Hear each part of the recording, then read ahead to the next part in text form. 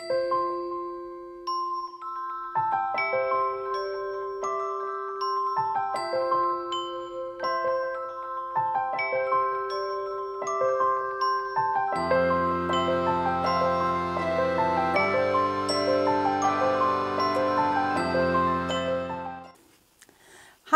welcome to the Creative Obsession podcast. My name is Carie and I am coming to you from just outside of Portland, Oregon.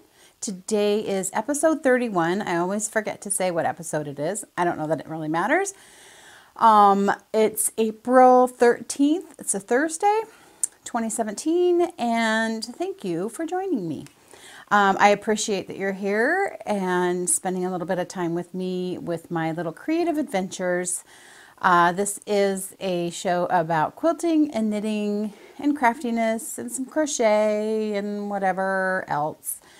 This episode is going to be a little bit heavier on the quilting side of things and sewing side of things because that's mostly what I've been doing the last couple of weeks. So, welcome everybody. Anything that I talk about that has a link, I will put in the description box below on this YouTube channel. That's where I put all my show notes, so to speak. So if there's something on here that I forgot to put a post about or a link to that you're interested in, just let me know. But anyway, thanks for coming. Today is kind of a typical spring day. It's going to be kind of sunny and then it's going to be thunder showers. So my lighting may change as we move along. So hopefully that's not too distracting. Mostly it'll be distracting to me because it's like a squirrel moment, like sunshine. Anyway, so welcome to my channel. You can find me on Instagram and Ravelry. I will put the information on the screen. And we do have a Ravelry group for the Creative Obsession podcast that I hope you will join. I hope you subscribe to my channel so that you can keep up to date when new episodes are put up. Bi-weekly is my usual schedule. So let's get on with it. I want to talk about the quilt that I have on the wall today. This isn't a quilt that I made, but it's a quilt that I quilted and I just finished it. It's a quilt that my friend Jenny designed, and she will have available through her shop, the Momma Made It Quilt Shop. As soon as she gets this back, this is going to be the photo for the pattern page. So anyway, I got this quilted, and I believe that the title for now is All Cooped Up. And it's Fat Little Birds, if you can't tell. And they're super cute. And I think this would be really cute as well in like bright colors with some black and white wings or something. I think it'd be really cute. But it was a custom quilt job because of just the nature of the quilt and the fact that it's going to be on a pattern cover. You kind of go a little more all out for it. So this was something, I'm sorry, I'm getting all tangled up here. Okay, this is something that I had a deadline on, and I've got another quilt that I've got loaded on my long arm machine to get to her quickly. But today's podcast day, so that's just going to have to wait. So I do have a video towards the end, or at the end, that I'm going to put at the end of some of my quilting process on this. I just hooked my camera up onto my long arm, excuse me, and just video different sections of how I went about doing the quilting part.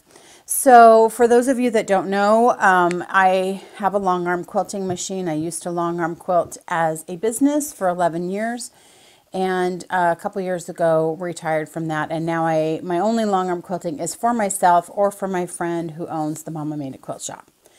So it is basically a large sewing machine that sits on a carriage, and I move the machine like you would move a pencil over paper. And I do, and I quilt. I think it was in episode 5, if you want to go back and see how the process is. I think episode 5 was the one that I showed how to do that.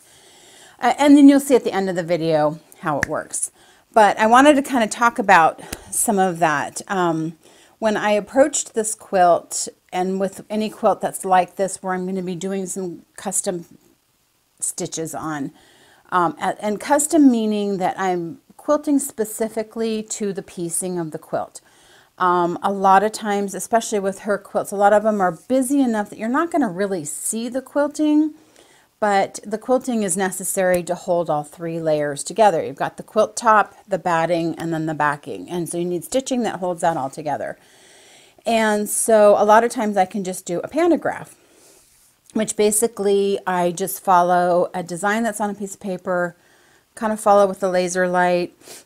That's what I showed in episode 5. I'm pretty sure that's the episode of how to do a pantograph.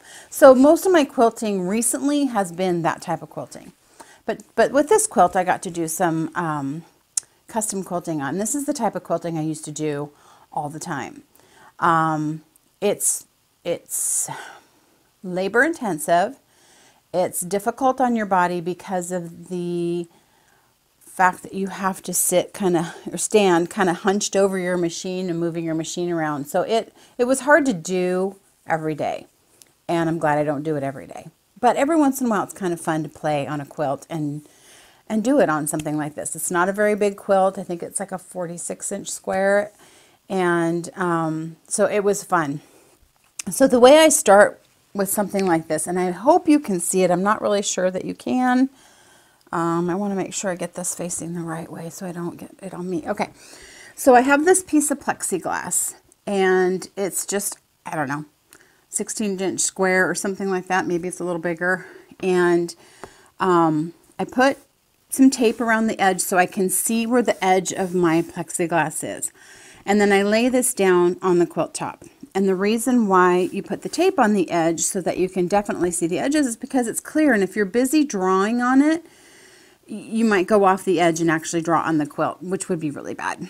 So I take this piece of plexiglass and I lay it on the quilt, and then I use a dry erase marker. So it's the kind of marker that you can draw on a dry erase board, but it just wipes off. That's why I wanted to make sure I had it the right way. And I have written on here this side up. So that means I always only draw on this side. That way, if there's any leftover ink from the pen, if I were to lay it on a quilt, it's not going to get on the quilt. And so I will just plop this down and with my dry erase marker kind of sketch out what I'm going to do. I needed to plan the path, because with long arm quilting as well as with any other quilting, you're drawing a design as a continuous line. It's not like when you draw with a pencil, you can take your hand off the paper, move it over and draw. You have to get from here to here in one line. So any plan of any kind of quilting I have to be able to make sure that I can get from point A to point B. How am I going to do that? What obstacles am I going to run into? And you try and do it without having to stop and tie off your thread. So this, I don't know if you can see right in here, this was my rough sketch of what I did on the bird. And I just took my pen and I worked out some different scenarios. Where am I going to start? Where is it going to end up? You know, how is this going to play out? And so once I get that kind of figured out and I have a plan in my head, I'll sometimes leave it on here so I can reference back to it. Like, what was I going to do in that little pinwheel and whatever. And so this is really helpful, because if it's not working, I just wipe it off and start again. And it's better to work out your plan on a piece like this instead of stitching it and then having to take it out. So that's how I started with this, and kind of had my plan and then just went to it. I wanted to show you some of the tools that I use that you will see in the video that's at the end. I will use rulers. These are two of my most commonly used ones, a curved line and a straight line. Doesn't matter what the colors are. I think that they sometimes make them in these fluorescent colors so that, you know, when you go to use it and then you just set it aside, you can see where it is more easily because it's neon. And basically this is like a ruler you would use when you're drawing on a piece of paper. when you're drawing on a piece of paper and you need to make a perfectly straight line, you can't do it with just drawing a line. So imagine drawing without your hand resting on the paper. So if you lift your elbow and draw, that's what it's like to quilt, basically. You're also moving a machine, so you've got some weight, you've got some vibration, and there's other things that take place in it, but that's the basics of it. So when I want to draw or quilt a straight line or a long curved line that I don't want to have wobbles in it, I will use these rulers. And they're specifically made for long arm quilting in that they're thicker. They're thicker than a ruler you would use as a rotary cutting ruler, because those rulers are like a 1/16 of an inch thick or something like that, 8 inch, maybe 1/8 of an inch, and these are like 1/4 of an inch. And the reason is because the long arm machine has what's called a hopping foot. It doesn't move like a sewing machine. It just goes straight up and down. And if it's too thin, your ruler can go underneath. And then you would try and sew through a ruler, which would throw off your timing, break a needle, mess up the quilt. I mean, it's like bad news. So you will see me using these, and I use this for straight lines and like stitch in the ditch. And stitch in the ditch is when you have 2 pieces of fabric, you've got the seam, and you're stitching right in that seam. And I do that, like I did that around all the squares, and that, when you're doing custom quilting, gives it the bones. That's what kind of keeps everything in its shape, so that you can then do the other decorative type of stitching. So we had a really bad windstorm the day I loaded this, and I was like, okay, today's the day I'm going to get started on this. And then all of a sudden, it was the weirdest thing. We got hit with this wind, and upstairs here, it sounded like my roof was going to blow off. Well, with it windy like that, there's a higher risk that I will lose power. And I don't want to quilt if I think I'm going to lose power, because if you're moving along and the machine's just going, 100 miles an hour, and you're moving along, and then so you've got momentum, and then all of a sudden if the power goes out, your needle could stop when the machine turns off in the fabric, and if you're moving along, you will just rip that quilt. So if I think there's going to be a potential for power loss, I usually don't quilt, but I really needed to get this started. So I thought, okay, I'm going to get it loaded, and I'll just do the stitch in the ditch. That's slow. It's very slow. It's very tedious, but at least if the power goes out, I'm not moving real fast, and I can stop quicker. So I did manage to get all the stitch in the ditch done. We didn't lose power, but a lot of places in the area did. A lot of trees down, limbs down. We had like 50-mile-an-hour winds or something. It was just crazy. It was really crazy. So managed to get all the stitch in the ditch done, so that was really good. And then over the next several days did the quilting on it, which is the bits and pieces that I filmed and will put at the end of this video. So this was really fun. This will be available on their website at the Momma Made It Quilt Shop as soon as she gets the pattern cover, photographed, and all the stuff that she needs to do. She will have that available. So if you're interested, pop on over there, and it would be really fun to see this made up in all different kinds of ways. So one of the designs I did choose to do, some of those birds are kind of floating, and so I did a feather, what's called feathers, quilted feathers, underneath them to kind of give it the illusion that they're sitting on a nest. So that was what that design was. Some curlicues, some just continuous line arcs and things. So anywho, that's about a 3-minute video, I think, at the end. So if you're interested in that, please go check that out. I did do more sewing this last couple of weeks. I actually don't think I dyed anything, because I have nothing to show you for dyeing. Jim had asked me to mend something, and so when I sat down at my sewing machine, it was just like, oh, hi sewing machine, I haven't seen you in a while. And I realized that I hadn't sat down at my sewing machine in a really, really long time, and I kind of missed it. I thought I kind of want to sew. I haven't sewn a project bag. I haven't sewn anything in months, I think. And so I thought, I just really kind of got the urge to sew something. So I have a couple of sewing projects that I'm going to share with you. The first one is a project that I recorded a little video about because I mailed it off and I wanted to show it and talk about it. And so I recorded this video on Monday, which was just earlier this week. So I'm going to send you now to Carrie of the Past. Hi, welcome to the past. Today's Monday. And I wanted to record this little segment about a project that I sewed today because I'm going to be sending it in the mail and it wouldn't be here when I recorded on Thursday. So this is a project that I made for the Dog Dare Bates Motel Make-Along. The Dog Dare podcast hosted by David is a podcast on YouTube. He has a Ravelry group, the Dog Dare podcast. And David's just super creative and super kind, and I love him and love watching his podcast. So in his latest episode, episode 14, he had talked about doing a make-along. So he's hosting a make-along that you can make anything, knitted, crocheted, painted, woven, embroidered, cross-stitched, whatever, something to do with the Bates Motel, which is a show that's on A&E on TV. I have only just recently started watching it. It's in its 5th season. I'm watching it on Netflix and just started the 3rd season. It's not a show that I thought I would watch. I don't like things that are creepy or scary or violent. And so it wasn't something that was ever on my radar. He's talked about it in the past, but he likes the creepy and stuff. And so I didn't think that it was probably something that was something I would like.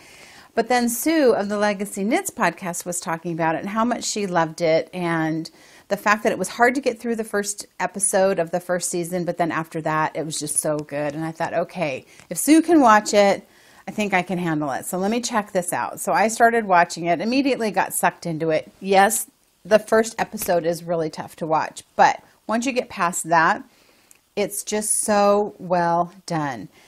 And I am sucked into it. So David announced that he's doing a make-along, do something based on the Bates Motel. I hadn't ever watched Psycho. I had never seen it. All I am aware of is the shower scene that is famous with the that's all I knew of it. So we were able to get it on demand and watched it last night, and was really glad that I did, because as I'm getting into the 3rd season, I can start to see things that I think are going to happen. And seeing Psycho, it's like, okay, that is what's happening. And I can see where they're building up to it. So the Bates Motel is kind of a prequel to Psycho of how that all came to be. So anyway, with that, he suggested for ideas, like look online on the A&E website. Look on Pinterest, which I never would have thought to do, just kind of look around. So I thought, okay, let me see what kind of ideas I can get. I'm not really sure what I'm going to make. And so I knew I had some fabric that was kind of Bates Motel colors. They're sort of darker, more masculine. They're not colors that I normally work in. It was fabric that's left over from a quilt that I made for my brother-in-law for his birthday. And I thought, okay, those are the colors that they show in this show. It's all very dark and kind of mysterious. And so there's a color palette to the show. And I thought those were the exact colors that I would make something with. Okay, so I've got the fabrics, and what am I going to do? Excuse me. So I got on Pinterest, and I came across this picture that I'll put here of a key tag, an old motel style key tag. Now, that's not the style that they use in the show, but it represented the era that it's supposed to kind of take place in, sort of. It's kind of current day, but it's kind of old fashioned. It's kind of interesting how they portray that. So immediately the wheels started turning, and I knew what I wanted to do. So based on that shape of the key tag, David also talked about the fact that it's hard to find project bags and stuff for men because it's all very colorful and flowery and girly, basically. So I thought, I want to make a bag. I'm going to make a project bag for my make-along project. And so this is what I came up with. So this design represents the key tag. So that's the motel. Even though it's not in the movie, it's still representational for me. The colors are very dark, very Norman, very Bates Motel. And so you've got this key tag shape with the dark kind of green, like Norma's car is this color. The purple's like Emma, and it's just kind of dark. It's a kind of a floral. It's not a floral. It's got foliage. The print is like a foliage, which it all takes place in. It's supposed to be in Oregon, but they filmed it in British Columbia, so it's very foresty and stuff. So the fabrics I thought went really well with it. And then you've got this little strip of blood. I had to add the little strip to represent the blood that happens with everything that happens in the show. So you've got all that, and then as things are progressing, I'm seeing what's happening, and then it was solidified with watching Psycho, is that you've got Norma in the show almost always wears blue. So this is Norma inside Norman. Cool, right? So this is all representational of everything that's happening with Norman, and you've got Norma inside his head. So I did put pockets in here. This is a bag. I am going to send this to David, which is why I needed to record early. And David is so generous and sweet. I was afraid he'd give it away and not keep it, so I made a second one so that he has one to give away. I had so much fun making it. This was made using, do I have my ruler out? Yeah, right here. Using my, can you see that? My Dresden plate ruler. And so for those that want the particulars, I cut 4.5-inch strips. I wanted this to come down to a narrow but not a point. So I just lined it up on the 1-inch mark and cut the shapes. Line the shapes up. In this particular one, my chair's squeaking. And this particular one, I played with the value so that this shape really stands out because I wanted it to represent the key. And with the second one, I wasn't able to do the same value, but the shapes and stuff are all the same. So I sewed those together, made strips, made 2 strips of that together. I did some top stitching, just about 1/8 of an inch from the seam to just sort of define it. I made a little strip of red to sew in between the bottom and the top pieces. Added a handle. There's a blue thread on there. I don't know where that came from. I put on just like a little leather strap. Then, like I said, with the blue fabric on the inside. So this was all fabric that I had. This is all fabric that was left over from making a quilt. I'm really happy with it, the way it turned out. I got really excited about working on it once that designing started to happen and I started to put the pieces together of how I was going to do it and what I was going to do. I had to sit down and work on it. I just was obsessed with it because that's how I work. Hence the name, the creative obsession. I get kind of obsessed. I have to get it out of my head once I start designing it. So I'm going to send those to David. Hopefully he'll have them before I record on Thursday so that it can kind of be a surprise. So if you're interested in making something, anything, based on the Bates Motel, please check out his podcast. Go to his Ravelry group. He's got all the particulars there. He's got some fabulous prizes. And it was a lot of fun to make. These are not my colors. I'm so not this palette, but it was fun to work on it knowing what I was going to do with it and knowing that I was making it for David I just had a ball. So I am going to now send you back to the future and to finish up the podcast on what I'm recording on Thursday. So thanks for joining me on this little bit, and I'll see you in the future. I hope you enjoyed that little video. Thank you for coming back to the future. Another sewing project that I did is I've got some fabric. I got the fabric last year actually to make some project bags with. And I've just not been making the time to do it. I really had been doing a lot of dyeing, and that is very time consuming. And so I hadn't done anything. And so I had this idea of making a tote size bag and doing it a little bit differently. Let me get it. Hang on a second. Sorry, thought I was a little more prepared. So what I decided to do, and this is a bag I made for myself to just see how it would work, is I made this large tote bag, which I've done the tote style before, and it seems to be a nice size for people.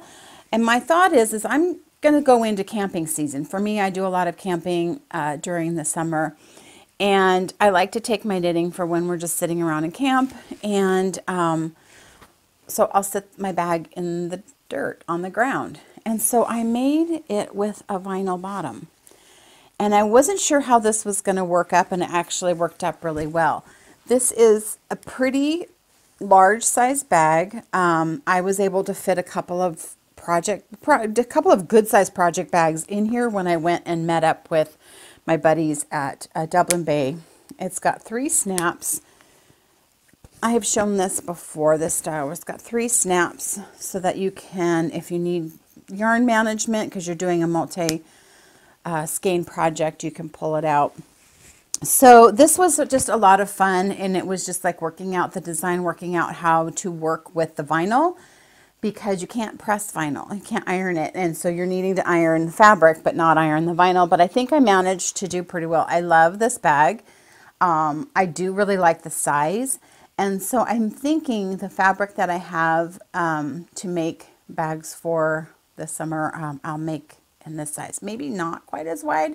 Depends on how I can cut the fabric to make the best use of the fabric that I have. So that was a fun project because I made it for myself too. And so now I have a nice big project bag, and it's kind of cute fabric. I do have a little bit of this fabric left, and I may make more in that size. I just put a black and white print on the inside with pockets, of course, because I have to have pockets. So that was my sewing between the bags I just showed you in the previous little video and then making that. And it just felt really good. And so, so that's why I didn't get any dyeing done, because I've been doing a lot of sewing type stuff. I'm going to now go into my whips. We have a winner for the Hepzibah Shawl giveaway that I'll announce. And just some future knitting that's going to be happening. I want to announce the winner of the Hepzibah shawl. That is the shawl that I showed on the last episode. It was the green one. And the designer Janine gave a pattern away as a giveaway to somebody of a viewer of the podcast. So I had a thread open in our Ravelry group that asked just a simple question of what color would you make it in? And I swear everybody's colors like, oh, that'd be pretty. Oh yeah, that'd be pretty. So I want to make one in all the colors. But I drew the number today. We had 25 entries, went up to number 26, but number 1 doesn't count because it's me. So between 2 and 26, random number generator picked number 14, which is Robin, running it my way. Congratulations, Robin. Robin is another Pacific Northwesterner. She lives up in the Seattle area. So congratulations. I will get in touch with Janine, and so she can coordinate with you to get you that pattern. I really hope you enjoy it. I really loved making it myself. Robin said she would do it in a like soft blue gray, which is kind of a color I thought about doing, or candy pink, like that light pink. Any color would be really pretty, actually. So congratulations, Robin. Thank you, Janine, for your generous donation. I super appreciate it. I hope you enjoy making that.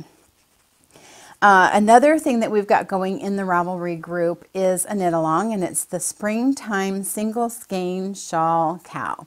I am co-hosting it with Tracy of Thimble and Threadmake, and the idea is to make a shawl with a single skein of fingering weight yarn, so 100-gram skein. Depending on the skein you use, it could be, you know, any kind of yardage, but the idea is to make it with a single skein. This is my Meer shawl that I made. Kristen of Voolenvine Yarns designed this shawl. This was made with a single skein. So that's the knit along we've got going on. I've had a couple more prizes come in.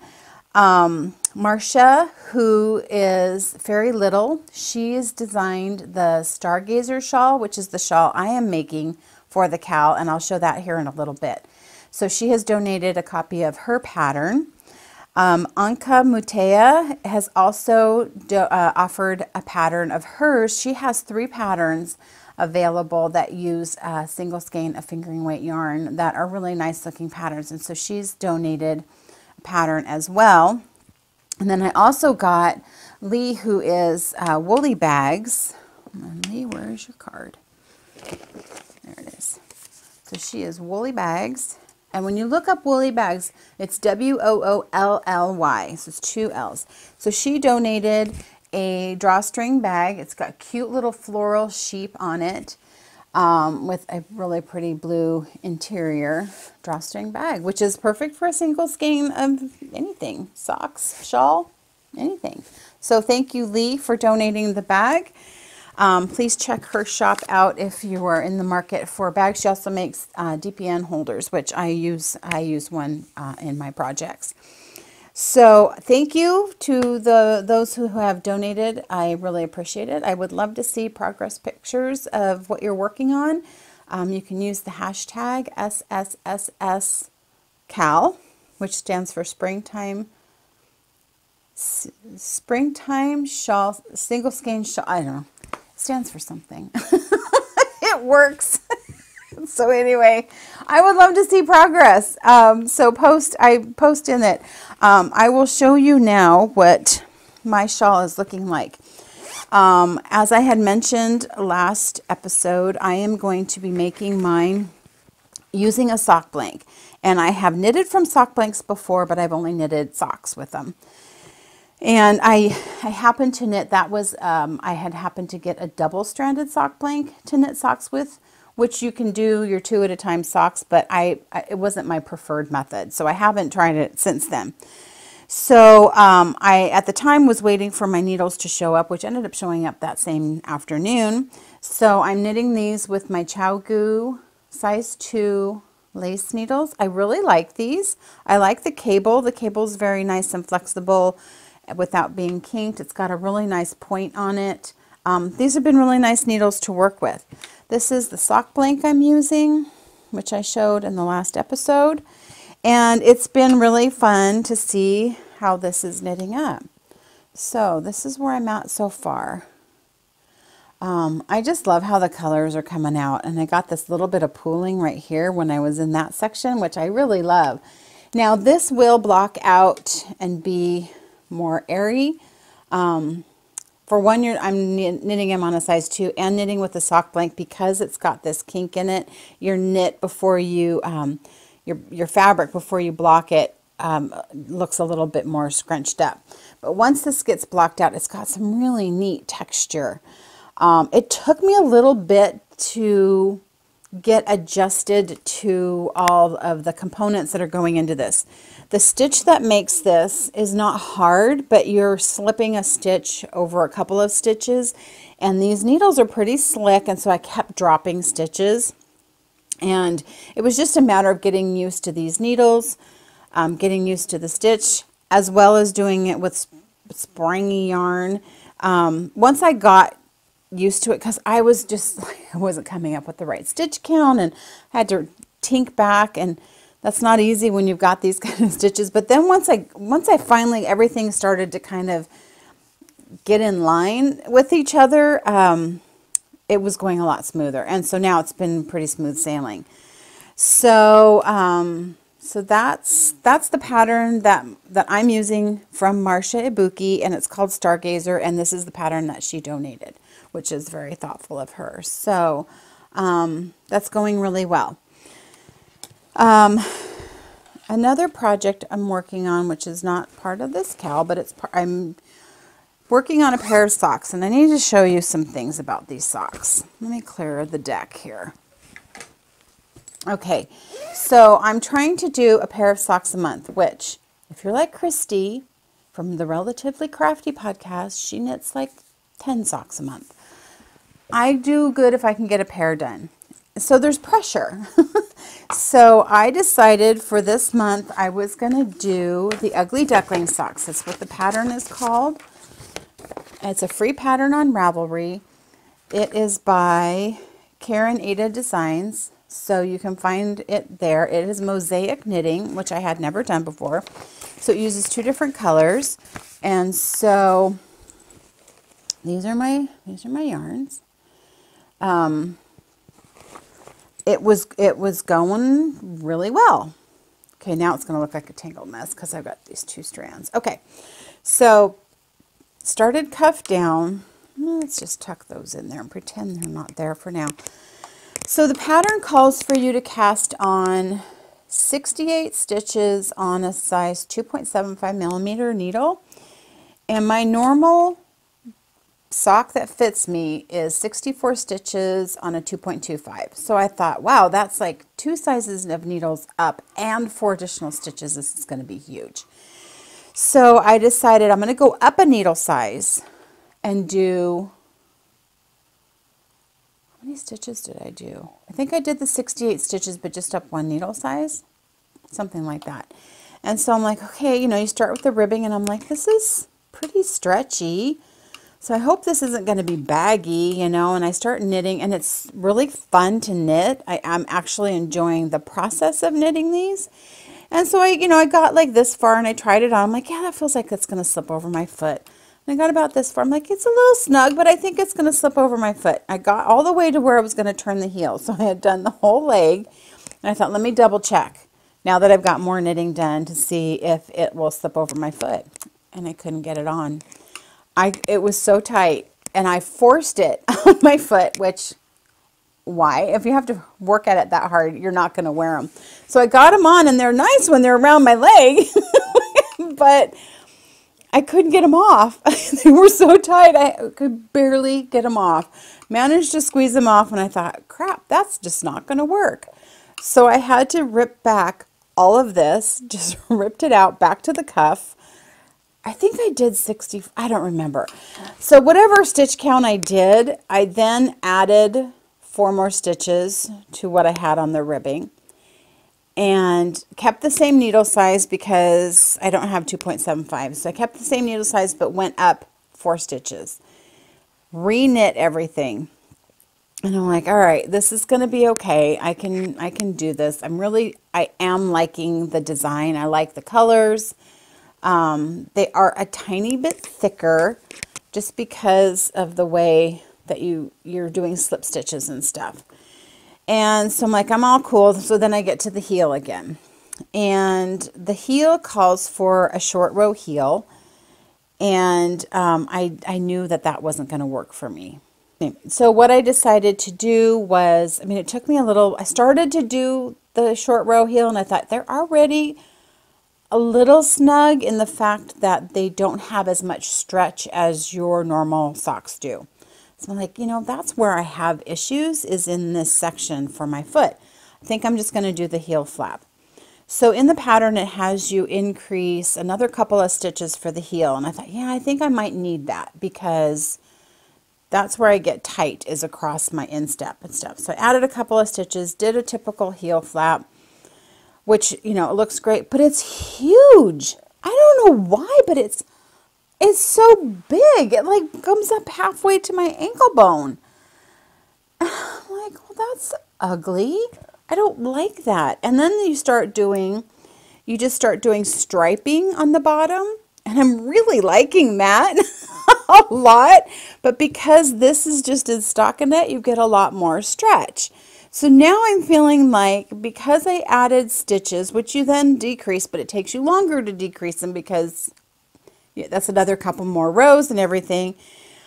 Now I'm wondering if it's going to be too big because now I've got stocking net, which fits, but they're on bigger needles. I was so frustrated because I don't want to rip them out. I do like them, and I think I'll wear them as long as they're not too thick, which I don't think they'll be as thick because the bottom's not going to have the thickness. And then I've got pressure on myself because I want to finish this for the knit along. I'm following the Knotting Knitwits Socks 2017 or something. And I want to try and make a pair of socks every month. Well, we're coming up in the middle of the month and I haven't gotten even the first pair done. Now, granted, I had to re-knit half of a sock, but having that pressure, I'm like, I don't have time to fix this. And I'm like, you know what? If you don't make it for the sock cal, then you don't make it for the sock cal, but don't give up on these socks. So I need to sit and think about it because I'm not really sure what to do with this whole heel situation. I don't like how big this is. It's just not. It's not.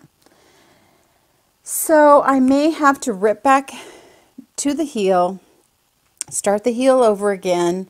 Don't increase stitches like she suggests, and just pray that it all works out.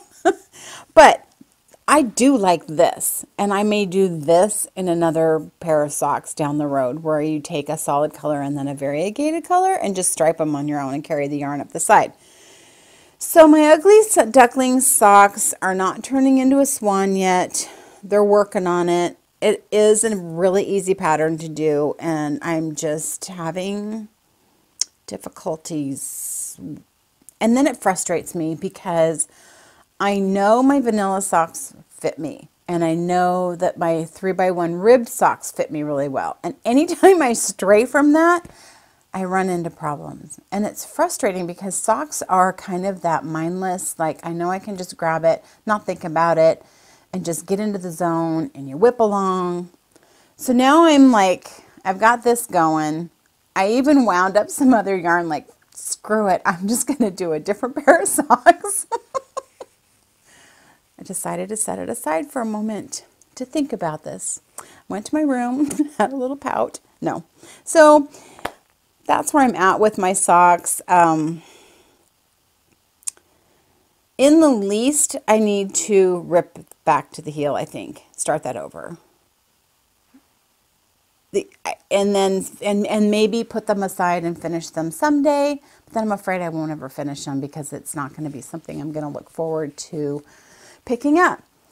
So I'm a little stuck. Mosaic knitting is fun. And it's pretty. Even when you screw up. Because when you screw up, nobody can see. So, I don't know. I think I need to just stick with vanilla. And then jazz it up by doing a rib or something. That could be my big excitement. I do want to talk to you about a future knit that I'm going to do.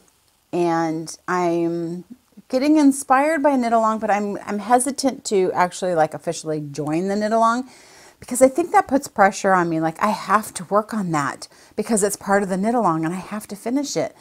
Well, I don't know that I work well that way. I think I need to have the freedom to just work on whatever I feel like working on. Like I haven't felt like working on my Find Your Fade shawl for a while, and I'm okay with that because it's not something I would wear right now anyway. And I know I'll pick it back up again when I've had some space from it. So as you probably know from watching me, if you've watched me for a while, I kind of get all over the place. And I think that I kind of have to follow that sometimes. I can't fight it. Because if I fight it, then I'm not happy. So the shawl's going good. The socks may have to be put on hold. I may have to skip a month. Or I may just start another pair of socks and just do vanilla socks and crank them out just so I have a pair of socks. I may do that. I can't do that. Okay, so I met up with Michelle, Leslie, and Lori, and we try and meet up once a month, and we go to a yarn shop and meet and have our little knit get together. And Michelle had brought a bunch of stuff that she was wanting to get rid of. And so, which was super thoughtful, because one man's trash is another man's treasure.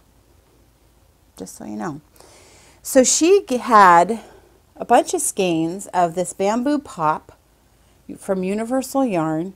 It is a bamboo cotton yarn. It's really soft. It's a DK weight yarn.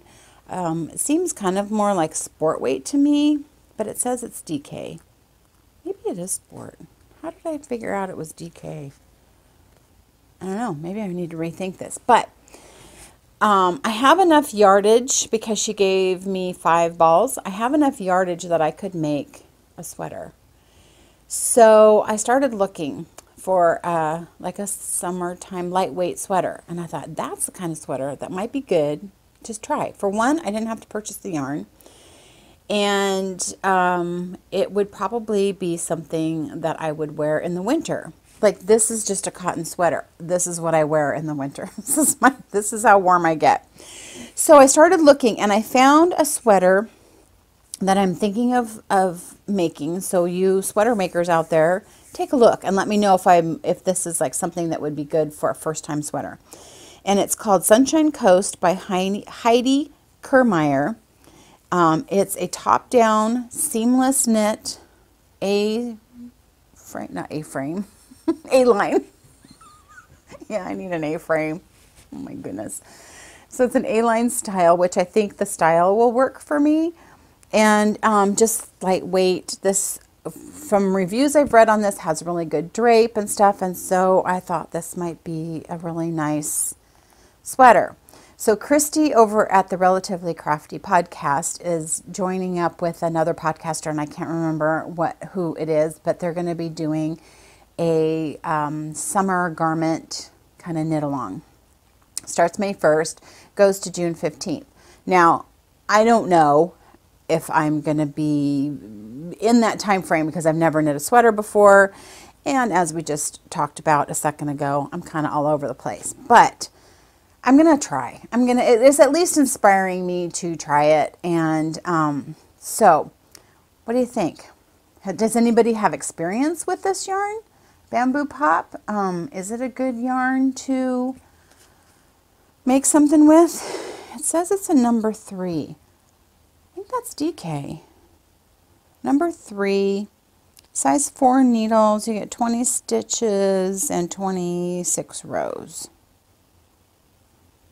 Anyway, it comes up as DK when I look it up. So this is what I'm thinking of doing.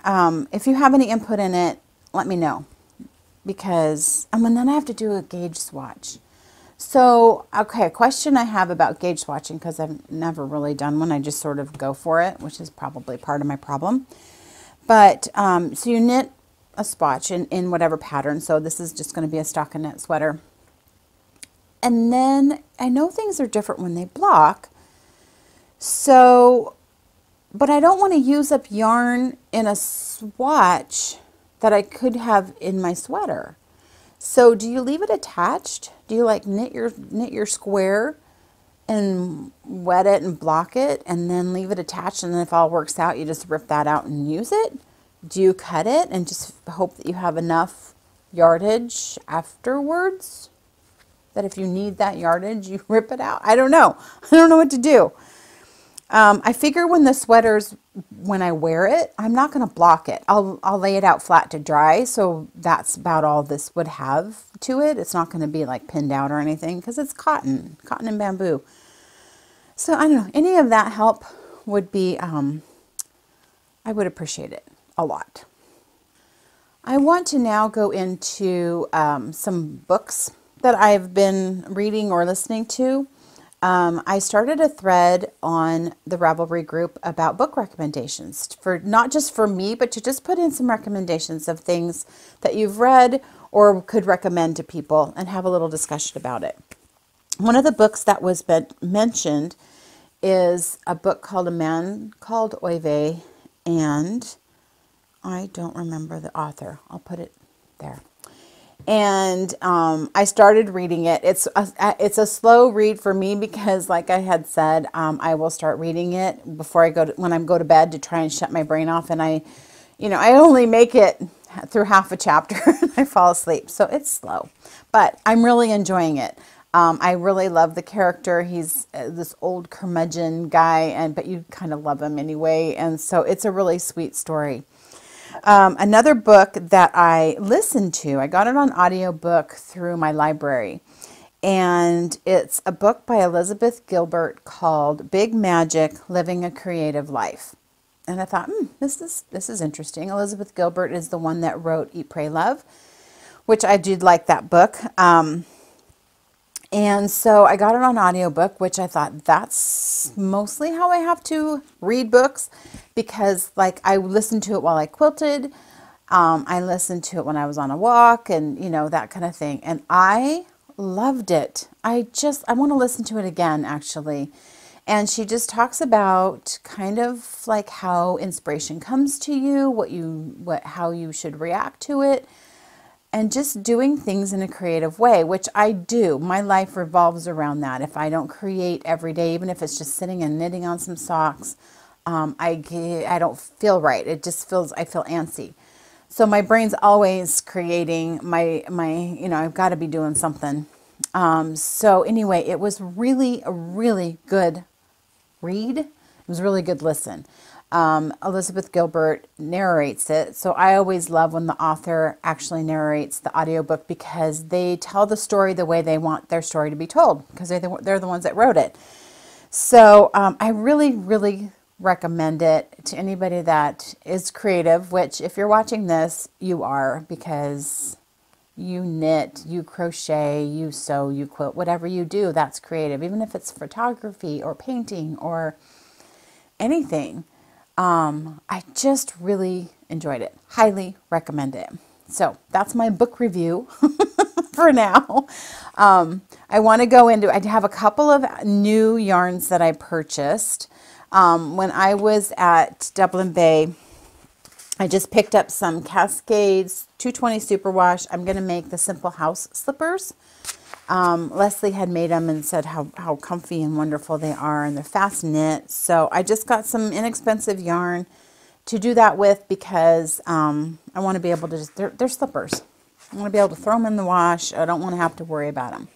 Another yarn that I got, I picked up from an Etsy store called Wendy's Wonders. And she is Wendy's Wonders 127 Etsy.com. And I'll put the link, like I said, down below. And she does gradient yarn. And I love myself I love gradient. I love ombre. I love anything that fades. One thing fades into another. And so this is, let's see if I can kind of separate that. This is the gradient I got. So you've got kind of this light gray, goes into a little bit of a darker gray. There's a little bit of a blue tinge to it, and it ends in this kind of rustic red. It's kind of a heathered look, because she takes the yarn, loosely knits it into like a sock blank, which is how you can get the gradients, because then you can dye from one end to the other, as opposed to dyeing in a loop. And so because of that, there's a little bit of a kink to it, because then she takes it apart and skeins it up. But that style of dyeing, because your yarn is looped together in a knit stitch, dye doesn't saturate every fiber. And so you get more of a heathered look, which I love. So I'm thinking this will be a cowl in the future. But she's got some really pretty colors, and she's got some pictures with the colors of where the inspiration came from. Excuse me. I don't know. I don't know what the inspiration was for this. I don't remember. Light gray, sage, brown gray, and red maroon. It's a superwash merino nylon, about 450 yards. So Wendy's Wonders 127 on Etsy.com. So those were my two purchases. That's really all I have as far as knitting and sewing go. So I want to thank you so much for sticking with me and viewing and watching and subscribing and whatever. Stay tuned. The quilting little bit will be coming up after this, and thank you so much. And I will see you in a couple of weeks, I think, because we're going camping, and it may run into that week now that I think about it. It may be a little bit late, but it'll be a couple weeks-ish. It's an ish thing. So, see you later.